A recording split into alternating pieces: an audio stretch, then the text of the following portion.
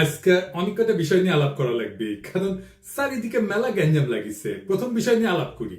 রুমিন ফারহানা কছে কোন অভ্যুত্থান বা বিপ্লব 36 দিন বা এক মাসে হয় না। হ্যাঁ, কেউ যদি মনে করেন অল্প কয়েকদিনের আন্দোলনে হাসিনাকে দেশছাড়া করেছেন, তবে তারা বোকার স্বর্গে বাস করছেন। শেখ হাসিনার পালানো বিএনপির 16 বছরের আন্দোলনের ফসল গণবিস্ফোরণে শেখ হাসিনা পলায় গেছে। আন্দোলনকারী বিএনপি করেছে, ঈদের পরে আন্দোলন আর কেউ করেনি। হ্যাঁ, গুম আর খুন হয়েছে খালি বিএনপির কর্মী, দেশ ছাড়া হয়েছে খালি বিএনপির কর্মী। আমরা খায় না খায় অ্যাক্টিভিজম করলাম, আমরা তো বিএনপি করি না, গল্লিকও খাই না। সমাজ কি তাইলে আমাদের মেনে নেবে? বিএনপির আন্দোলন তো দেখেছেন, দেখেন নাই? গত 10টা বছর 10টা জনসভাও করতে পারে নাই। ঈদের পর আন্দোলন করতে করতে শুনতে শুনতে কান পয়সা খুলে পড়িছে। প্রাণ ভয়ে পুলিশের আক্রমণে দাঁড়াইতে পারে নাই, নিজেরা আবার স্বীকার করেছে। খালেদা জিয়ার বাড়ির সামনে 2টা বালির ট্রাক সরাইতে পারে নাই, আবার আসিছে আন্দোলনের ক্রেডিট নিতে। বিএনপি 16 বছর কেন 1600 বছর ঈদের পরে আন্দোলনের ঘোষণা দিল, হাসিনার যেত না। যখন আন্দোলন চলিছিল তখন মির্জা ফখরুল কইছে বিএনপির নৈতিক সমর্থন আছে, শুধু সম্পৃক্ততা নাই। হ্যাঁ, শুনেন, আমরা এই আন্দোলনের সঙ্গে কখনোই সরাসরি জড়িত নই, আমরা তাদেরকে নৈতিক সমর্থন দিয়েছি। আর আজ রুমিন ফারহানা বলে বিপ্লব তারাই করেছে, এক মাসে বিপ্লব হয় না। তাহলে 7ই নভেম্বরের বিপ্লব কেমনে 4 দিনে হইল? নভেম্বরের 3 তারিখ থেকে 7 তারিখ বিপ্লব। রাশিয়ার বিপ্লব কেমনে 10 দিনে হইল? দুনিয়া কাঁপানো 10 দিন, ওই টাইমের উপরে একটা বইও আছে। বিপ্লব ক্ষণস্থায়ী, বিপ্লব অল্প সময় থাকে। বিপ্লব হইতেছে সেই মহেন্দ্র ক্ষণ, একটা মাহদীয় সময়, যখন একটা জনগোষ্ঠী তার জাতীয় আকাঙ্ক্ষার সর্বোচ্চ শিখরটা হুট করে ছুঁয়ে ফেলে, বিদ্যুৎ চমকের মতো বা লাফায় ওঠা ল্যাম্পের শিকার মতো। ওই সময় ওই জাতির উপরে আল্লাহর খেলাফত নাজিল হয়, তখন সেই হয়ে ওঠে দুনিয়ায় খোদার খলিফা, বিপ্লবের নায়ক। আর সেই অসামান্য মুহূর্তটাই বিপ্লব। আমরা ভাগ্যবান, আমরা পুরা জাতি ওই মুহূর্তটায়, ওই মহেন্দ্রক্ষণের নায়ক, যার মধ্যে দিয়ে সৃষ্টিকর্তার পবিত্র ইচ্ছা আমাদের জাতির উপরে নাজিল হয়েছিল। এই জন্য এই শহীদের মৃত্যু নাই, তারা সময় আর কালকে অতিক্রম করে যায়। আমি কইছিলাম খোদা তাআলার দয়া ছাড়া বিপ্লবে বিজয়ী হওয়া যায় না। খোদা তাআলা সাহসের আবাবিল পাখি পাঠান লড়াইয়ের ময়দানে। খোদা তাআলার সাথে জনগণের একটা স্পিরিচুয়াল কানেকশন ছাড়া বিপ্লব সফল হয় না। মহাজীবনের ডাক শোনে সবাই। আপনি রুমিন ফারহানাকে বিএনপি কে খোদা তাআলার জায়গায় বসাইতেছেন? নাউজুবিল্লাহ। বিপ্লবের মালিক সৃষ্টিকর্তা, আপনারা না। আপনি বিপ্লবের নায়ক হইলে আপনি মাইকের সামনে চিল্লাইতেন না। অবশ্য ভুলভাল চিল্লান। কইতেছে 18 সালে নাকি বিএনপি নির্বাচন প্রত্যাখ্যান করেছে। শুনেন, আওয়ামী লীগ যখন ভারতের সঙ্গে আঘাত করে 14, 18, 24-এ ক্ষমতা দখল করলো, বিএনপি তখন আপোষহীনভাবে জনগণের পাশে থেকে নির্বাচন প্রত্যাখ্যান করেছে। ওই নিজেই 2018 সালে সংসদে সংরক্ষিত আসনের এমপি ছিল বিএনপি, আবার বিএনপি নির্বাচন প্রত্যাখ্যান করছে। কি কয় না কয় তার কোনো ঠিক নাই। শুধু তাই না, 10 কাঠার একটা প্লট চাই আবেদন করেছিল, যে প্লট পাইলে নাকি চিরকৃতজ্ঞ থাকিবে। দেখেন, এটা প্লটের লোভ সামলাইতে পারে না, সে আবার বিপ্লব বিপ্লব করে। হ্যাঁ, খেল খতম হয়েছে, পয়সা হজম। দরখাস্তটা দেখেন, একবার বলে 2/3 মেজরিটি নিয়ে বিএনপি ক্ষমতায় যাবে। শুনেন, আবার বলে বিএনপি নেতা কর্মীদের কন্ট্রোল করা যাচ্ছে না, কেন্দ্রে জানায় কোনো লাভ হচ্ছে না। শুনেন, বিএনপির নেতা কর্মীদেরকে মাঠ পর্যায়ে কন্ট্রোল করা যাচ্ছে না। চাঁদাবাজির সঙ্গে যুক্ত, জমি দখলের সঙ্গে যুক্ত, টেন্ডারবাজির সঙ্গে যুক্ত। আমার এলাকাতে পথধারী নেতারা কেউ মাটি ভরাট করে নদীর উপরে, জমি দখল করে। আরেক উপজেলায় পথধারী নেতারা মামলা বাণিজ্য করে। তো কন্ট্রোল করা তো যাচ্ছে না। কেন্দ্রে খবর পাঠানো হয়েছে, কেন্দ্র কোনো অ্যাকশন নেয় নাই। তো বুঝছেন তো, বিএনপি ক্ষমতা এসে কি করবি? আচ্ছা, ওরা ছেড়ে দিই, বাচ্চা মেয়ে কি কইতে কি কয় ঠিক নাই, আপনারাও ছেড়ে দিয়ে। এবার আসেন বিএনপির অন্যতম প্রধান তরুণ বুদ্ধিজীবী ফাহাম আব্দুল সালাম, ওরা নিয়ে একটু কথা বলি। ফাহাম দেশে গেছিল, আপনারা মনে হয় অনেকেই জানেন যে ফাহাম মির্জা ফখরুল ভাইয়ের মেয়ে জামাই।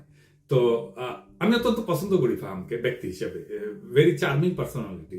এই ফ্যাসি বিরোধী লড়াইয়ে তার অসামান্য ভূমিকা ছিল। সে আরবান এলিট যুবক তরুণদের এই লড়াইয়ের জন্য তৈরি করছে, সে একাই। আমি ভালো কথা বলে ফেললাম না। হ্যাঁ, বাংলাদেশে কারো সম্পর্কে ভালো কথা বলা খুব মুশকিল। যারা ফাহামকে পছন্দ করে না তারা গালাগালি করতে পারে, আর যারা ফাহামকে পছন্দ করে তারাও গালাগালি করবে যে ও আসিছে এবার ফাহামের জনপ্রিয়তা দিয়া তোমার পয়েন্ট বাড়ানোর জন্য, পয়েন্ট খাওয়ার জন্য আসিছে। আর যদি কখনো ফাহাম গ্যাঞ্জাম করে, অ্যান্টি পিপল স্ট্যান্ড নেয়, তখন এসে বলবে দেখেছেন দেখেছেন, খুব তো তখন প্রশংসা করেছিলেন। যাই হোক, এটা বলে রাখলাম যে ফাহাম আমার এলাই না, এখন রাজনৈতিক মিত্র না। কারণ ফাহাম বিএনপির যে স্ট্যান্ড নিছে, যেটা আপলোড করে, সেটা করেও সম্পর্ক রাখা যায় ভিন্ন মতের মানুষের সাথে, কিন্তু ফার্ম সেটা রাখবে না বলে সিদ্ধান্ত নিছে, এটা কোনো সমস্যা নাই, অ্যাবসলিউটলি ফাইন। ফার্ম সম্পর্কে এত কথা বললাম যে আমাকে তাকে রেফার করে কথা বলতে হবে, সেই জন্যই বলে নিলাম আর কি। কারণ সেও বলছিল যে এই লড়াইয়ে যারা ছিল তারা তার ভাই ব্রাদার বলছে, তো সেটা আমার তরফ থেকেও এখন এটা বলে নেওয়াটা ভালো। তো ফার্ম দেশে গেল, সেই সময় ছাত্রদের নিয়ে বসেছিল, বলছিল সম্ভবত একটা টিভি শোতে যে ছাত্ররা বিএনপির সাথে এলাই করলে ভালো করবে, এটা তাদের বেটার সিকিউরিটি দিবে। স্বার্থের দিক থেকে তারা যদি বিএনপির সাথে অ্যালাইন করে, আমার মনে হয় যে তাদের ভবিষ্যৎ অন্য অপশন থেকে বেটার। 2 দিন আগেও লিখলো ফার্ম যে আওয়ামী লীগের মিছিল হচ্ছে বড়, এইটা আমরা নাকি একে অন্যকে অপমানিত করছি তার ফল। হ্যাঁ, মাঝে মাঝে ফার্মের কথা শুনে হাসি। আচ্ছা ফার্ম, বিএনপি কি কাউকে সুরক্ষা দেওয়ার কথা বলা মানায়? আর বিএনপি কি কাউকে সুরক্ষা দিতে পারে? দিছে কখনো? এইসব ক্ষমতা কি বিএনপির আছে না ছিল? ক্ষমতা জিনিসটা কি, সেটা কিভাবে তৈরি হয়? বিএনপির যদি কাউকে সুরক্ষা দেওয়ার হিম্মত থাকতো তাহলে জিয়া তো নিহত হয় না, ইলিয়াস আলী গুম হয় না, সালাউদ্দিন চৌধুরী ফাঁসিতে যায় না, তারেক রহমান নির্বাসনে যায় না, বালুর ট্রাক ফেলা তার খালেদা জিয়াকে আটকাই দিতে পারে না। বিএনপি কি দেশকে আওয়ামী লীগের ফাঁসিবাদের হাত থেকে রক্ষা করতে পারছে? পারে নাই। বাংলাদেশের সবচেয়ে বড় রাজনৈতিক দল হয়েও অগাস্ট বিপ্লবের নেতৃত্ব দিতে পারে নাই। এই বিএনপি আগামীতে ক্ষমতায় যাইতে পারে, কিন্তু এই ক্ষমতা সে রাখতে পারবে না, কারণ ক্ষমতা বিষয়টাই সে বুঝে না। দেখেন, বিএনপির জন্ম হইতো না 1975-এর 15ই আগস্ট না ঘটলে। সেই অগাস্ট বিপ্লবীদের রক্ষা করছে বিএনপি? করে নাই। মুজিব হত্যা মামলার বিচারে অভিযুক্ত সবাইকে জজ গোলাম রসুল ফায়ারিং স্কোয়াডে গুলি করে মারার মৃত্যুদণ্ডের রায় প্রদান করছিল। যদিও দেশে প্রচলিত সিআরপিসিতে মৃত্যুদণ্ড দণ্ডিতদের ফায়ারিং স্কোয়াডে গুলি করে মারার কোনো বিধানই নাই। সংসদে এই অপকর্মের বিরুদ্ধে সেদিন 120টা আসন নিয়েও বিএনপি কোনো বিরোধিতা না করে মুখে কুলু পাইতে চুপ করে বসেছিল। তাই বিএনপির কাউকে রক্ষা করতে পারবে না, করবে না, সে ক্ষমতা নেই। বিএনপি ক্ষতি করতে পারবে, সেটাই আসল ক্ষমতা। রক্ষা করতে পারাটা রাজনৈতিক ক্ষমতা না, বরং ক্ষতি করতে পারার হিম্মতটাই রাজনৈতিক ক্ষমতা। আমি এই প্রসঙ্গে বিস্তারিত আলাপ করছি আগের এপিসোডে। আওয়ামী লীগের মিছিল বড় হচ্ছে এই জন্য না যে কেউ কাউকে অপমান করছে আর অভিমানে রাজপথ ছেড়ে দিচ্ছে তাই আওয়ামী লীগ মিছিল করতেছে, না তা না। বাংলাদেশে বিএনপি বা জামাত বা ছাত্রদের এনসিপি গ্রিন সিগন্যাল ছাড়া আওয়ামী লীগের বাপের ক্ষমতা নাই মিছিল করে। আওয়ামী লীগ বিএনপির আশকারা পাইয়া মিছিল করতেছে না, শুধু বিএনপি আওয়ামী লীগের মিছিল করে দিচ্ছে। হ্যাঁ বা বেশ, এইভাবে তারা আওয়ামী লীগকে বাঁচাই রেখে জনগণকে ভয় দেখাইতে চায়। বিএনপি ক্ষমতায় আসার আগেই দলটার নেতা কর্মী এবং তাদের আত্মীয় স্বজনরা আওয়ামী লীগের রাজনৈতিক স্বার্থ রক্ষার জন্য কতটা মরিয়া হয়ে উঠছে এ খবর পড়লেই সেটা বুঝতে পারবে। আওয়ামী লীগকে যারা রুখে দিতে পারবে তারাই আগামী বাংলাদেশের নেতা হবে। বিএনপি রুখতে না চাইলে তো মাঠ ফাঁকা থাকবে না। বিএনপি প্রাণ ভয়ে রাজপথে 28 অক্টোবর দাঁড়াইতে পারে নাই, তার জন্য কি বর্ষা বিপ্লব থামেছিল? ছিল না। ফার্মের কন্ট্রাডিকশন গুলো আমি আলাপ করি না, চাইলে করা যায়। ফার্ম কইতেছে 71 একটা রেড লাইন, এই রেড লাইন ক্রস করলে বাংলাদেশের রাজনীতি করা যাবে না। এই জন্য নাকি জামাত মেইনস্ট্রিম হইতে পারে নাই। আজিব বাত। বিএনপি কি 71 কে ওন করে? সে নিজে কি ফার্মকে নিজে বাঙালি জাতীয়তাবাদকে ওন করে? ফার্ম তো নিজেই নিজেকে হিন্দুস্তানি মুসলমান বলছে। দেখেন, আমি নিজেকে বাঙালি মনে করি না, আমি নিজেকে হিন্দুস্তানি মুসলমান মনে করি। ফার্ম কি ধর্ম নিরপেক্ষতা মানে? সে কি সমাজতন্ত্র মানে? সে নিজেই কমিউনিস্টকে দান্দিক বলে। সেই বাকশাল চায়, আবার ইউরোপিয়ান এনলাইটমেন্ট চায়। দান্তিক বোকাচোদা আর কি। তাইলে ফার্মের 71টা আসলে কি? ফার্মের ন্যারেটিভ কি 71-এর? আমি আসলে জানতে চাই।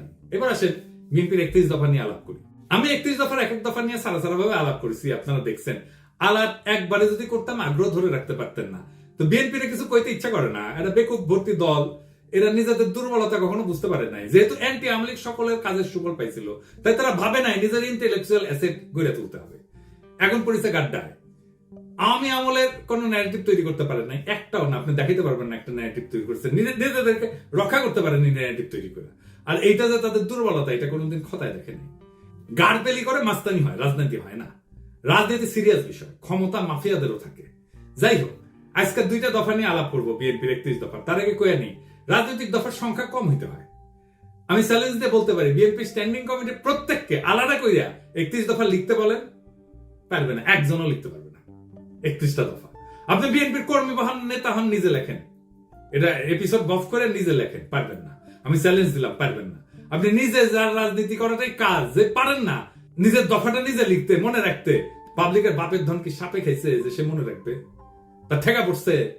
আসেন দেখি রাজনৈতিক কর্মসূচি অল্প দফায় কেন হইতে হয় সেটা একটু আলোক করি। এক নাম্বার কারণ সহজবোধ্যতা। অল্প দফা থাকলে জনগণ সহজে বুঝতে পারে কি দাবি করা হচ্ছে। বেশি দফা থাকলে মেসেজ জটিল হয়ে যায়, সেই জন্য সাধারণ মানুষের মনোযোগ হারানোর ঝুঁকি বাড়ে। 2 নাম্বার, মোবিলাইজেশন সহজ হয়। কম দফা মানে একটা বা দুইটা মূল দাবির পিছনে জনগণ জোরালো ভাবে ঐক্যবদ্ধ হইতে পারে, আন্দোলনের শক্তি বাড়ে। 3 নাম্বার, কৌশলগত চাপ সৃষ্টি করা যায়। সরকার বা বিরোধী শক্তির উপর চাপ তৈরি করার জন্য স্পষ্ট এবং নির্দিষ্ট দাবি থাকা জরুরি।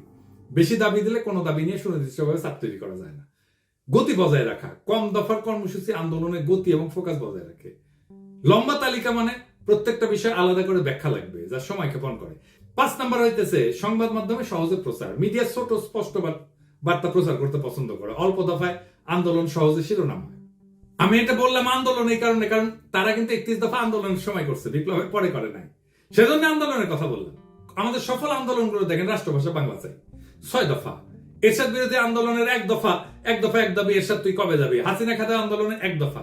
এমনকি বিএনপি যে 4 দলীয় জোটের 5 দফা ছিল 2001 সালের নির্বাচনে, দুর্নীতিমুক্ত প্রশাসন, সুশাসন, আইন শৃঙ্খলা উন্নয়ন, এই সমস্ত। তারপরে দফা বাড়তে থাকে। 2018 সালে বিএনপির ঐক্যফ্রন্টের দফা হয় 7 দফা আর 11টা লক্ষ্য। এই হইতেছে বাম ইনফ্লুয়েন্স। দাবি ঢুকাইতে হবে টাইসা।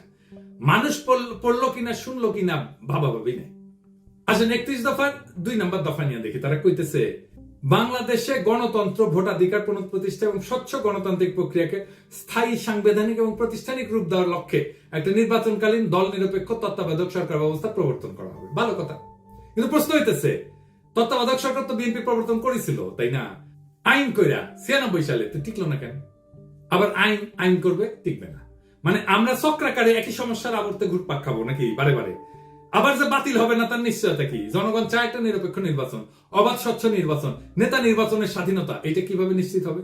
বিএনপি তো বিচারপতির বয়স বাড়ায় নিজেদের পছন্দ মতো লোককে তত্ত্বাবধায়ক সরকার প্রধান বানাইতে চেয়েছিল 2006 সালে, জানেন তো? 2007 সালের জানুয়ারিতে যে সাধারণ নির্বাচন পরিচালনা হবে সেটার জন্য তত্ত্বাবধায়ক সরকার গঠিত হওয়ার কথা ছিল। তার প্রধান উপদেষ্টা হিসেবে বিচারপতি KM হাসানকে নিয়োগ করা হয়। উনি একসময় বিএনপির কেন্দ্রীয় নেতৃত্বে ছিলেন। তৎকালীন আওয়ামী লীগের মতে KM হাসান যাতে তত্ত্বাবধায়ক সরকারের প্রধান উপদেষ্টা হইতে পারে, সেই জন্য বিএনপি সংবিধান সংশোধন করে বিচারপতির অবসর গ্রহণের বয়সসীমা বাড়াই দিছে। গ্যাঞ্জাম বাঁধে এই নিয়ে, আবার গ্যাঞ্জাম বাঁধবে। এই দফা দিয়ে কি অবাধ সুষ্ঠু নির্বাচন করা যাবে? যাবে না। নিশ্চিত করা যাবে? যাবে না। এমনকি এই সিস্টেম টিকবে না, আগেও টেকে নাই। তাইলে এই দফা কি চিন্তা ভাবনা কইরা বানাইছে? আচ্ছা, 4 নাম্বার দাবিতে কি বলিছে? পরপর 2 টার্মের অতিরিক্ত কেউ প্রধানমন্ত্রীর দায়িত্ব পালন করতে পারবে না। ভালো কথা, খুবই ভালো কথা। কি মনে হয় এটা পইরা?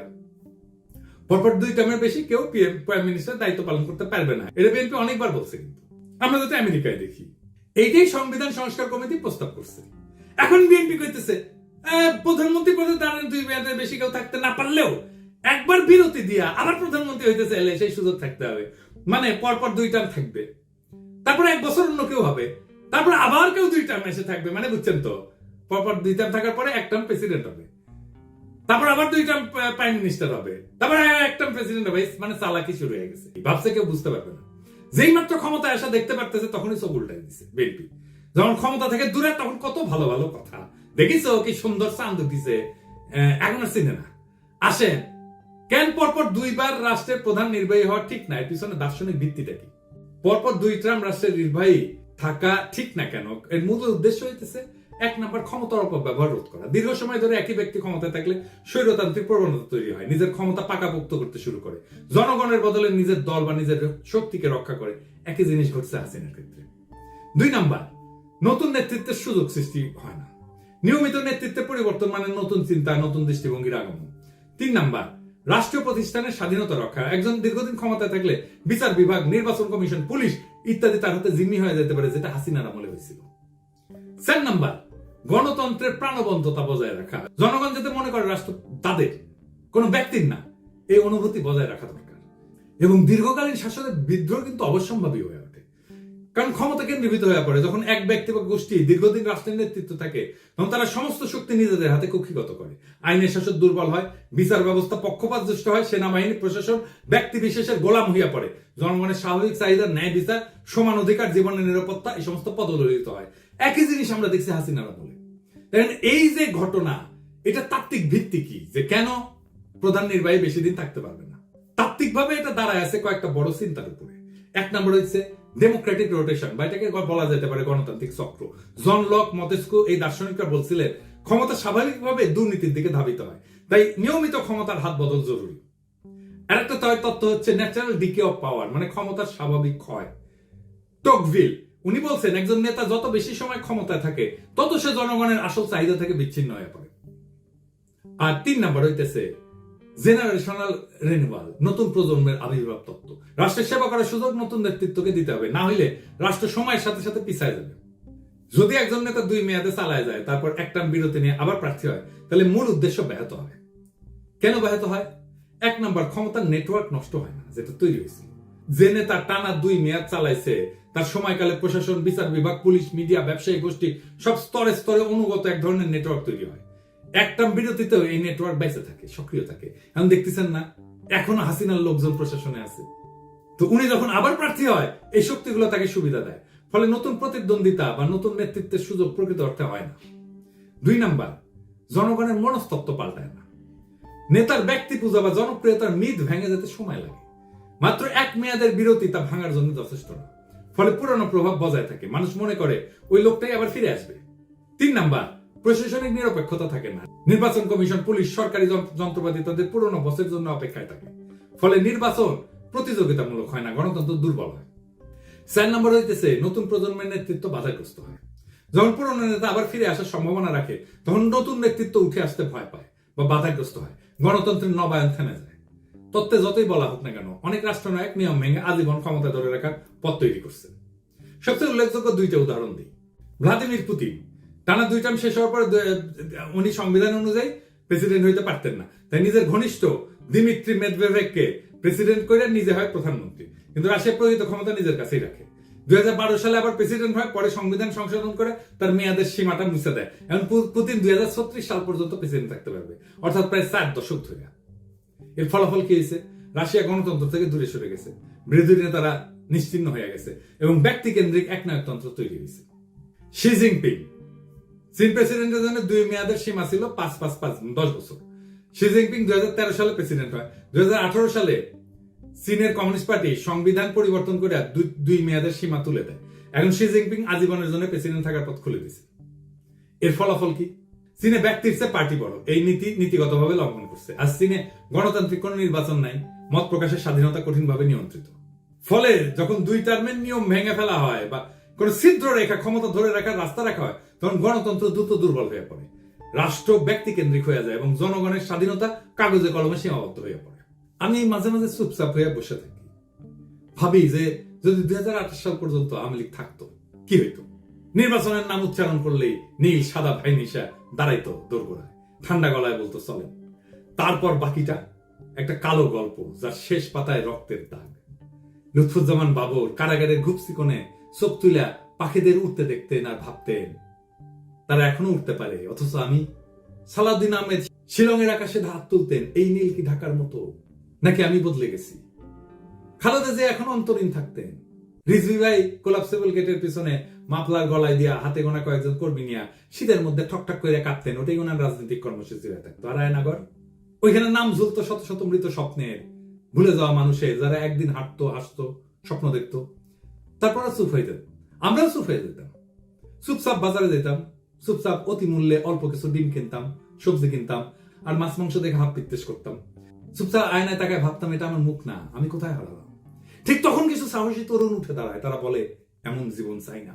তারা বাতাসে ছড়ায় দেয় আলো, আমরা গলা ছেড়ে কাপা কাপা স্বরে ওদের দেখে পথে নেমে আসি, সাহস নিয়া বলি আমরা ভালো নাই। কিন্তু আজ আমরা বলি ওদের হটাও, ওরা রাজনীতি করে ফেলছে, ওদের রক্ত আজকে পথের ধুলা, ওদের কান্না আজকে নীরব শোক। আমরা চিৎকার করি এখনই নির্বাচন চাই, ডিসেম্বরেই চাই, এখনই চাই। দেশ যে ভালো চলতেছে এটা কেউ দেখে না, রিজার্ভ বাড়তেছে, দুর্নীতির টাকা ফিরতেছে, সংস্কারের বাতাস লাগছে, কিন্তু এই খবর কারো কানে ছয় না। একটাই আমাদের পিপাসা এখন, ক্ষমতা আর ক্ষমতা। আলোর এই লড়াই কখনো সহজ ছিল না। আলোর জন্য যারা পথে নামে তাদের পা রক্তাক্ত হয়, তাদের চোখে জল জমে, তাদের গলা রুদ্ধ হয় কান্নায়, কিন্তু তবু তারা হাঁটে কারণ তারা জানে পিছাই গেলে চিরকাল হারায় যেতে হবে। আজ যারা রক্ত দিচ্ছে, যারা ভয়কে পিছনে ফেলে আগাইছে, তাদের নাম ইতিহাসের পাতায় লেখা থাকবে। আজকে যারা কাঁদতেছে, মিথ্যা বলতেছে, তারা কেবল হারায় যাবে বিস্মৃতির ধুলায়। বিপ্লব কখনো সংগঠিত হয় না বক্তৃতায়, বিপ্লব জন্ম নেয় নির্ভীক হৃদয়ের তপ্ত রক্তে। আমরা সেই রক্তের উত্তরাধিকার, আমরা হারবো না। তারা ভাবছিল আমরা ভয় পাবো, তারা ভাবছিল আমরা হাইরা যাবো, তারা ভাবছিল আমরা মুখ নিচু কইরা ঘরে ঢুকে যাবো। কিন্তু তারা ভুল করছে। আমরা পিছু হটিনি, আমরা সামনে আগাইছি, আমরা থামিনি, আমরা ঝড় তুলছি, আমরা চুপ থাকিনি, আমরা স্লোগানে মুখর করছি রাজপথ। আজ যারা ধোকা দিচ্ছে, ইতিহাস তাদের মুখ চিরকাল ঘষা মাটিতে ফেলে রাখবে। আজ যারা দাঁড়াইছে, ইতিহাস তাদের মাথায় তুলে নেবে। আজ আকাশ ভেঙে পড়ুক, সমুদ্র ফেটে যাক, আমরা পিছু হটবো না। আমাদের জয় হবে ইনশাআল্লাহ। ইনকিলাব জিন্দাবাদ।